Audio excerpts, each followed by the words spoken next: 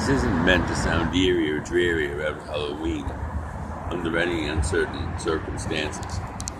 That's a federal court of law, right? That's where the big government cases are held. That's why that building is so fortressed.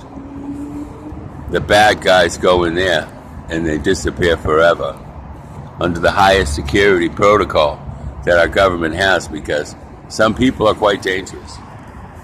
Some institutions are quite dangerous, especially under the guise of God. But Walter, this one's for you, kid. The reason is that Walter J. Castro and I became friends because he was strung out on rock. And I had just come from my hip-hop and rap background, and I didn't know too much about classic rock. And in order to have a foundation, it has to be solid as a rock. So, not to be too quippy about things, this is about the Lion building and the heresy that's been played to date. I sit on the stage here right now. This is a stage of life, but this is a game over blood, spilled blood. You know, when people are dying alone in agony and in despair, and when they're malnourished and dehydrated and treated poorly, they're not going to benefit from that, as one would think.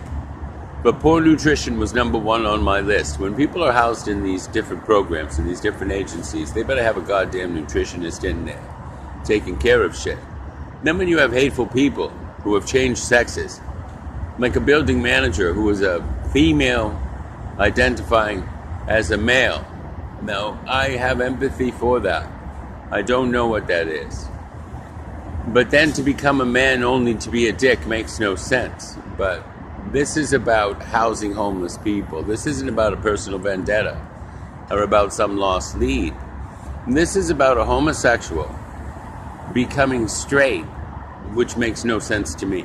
And I've been gay since I was 17, so that's a long, sordid story we don't care to talk about either. This is about the grants and allocations and funding being provided to DESC that is not trickling down to the members that are the clients, and those are the citizen homeless of Seattle that are represented by this group that are made repeatedly homeless because they're surviving the nonsense of a building called the Line.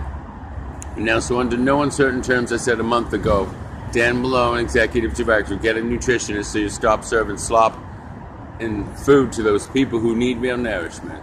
Well, that deadline has passed, sorry. So now I'm adding another one, Linda Grant. If you want further grants and allocations, then you take your 10-year resident who started an accidental fire, who's been in the hospital repeatedly. She's dying. She's an American Indian.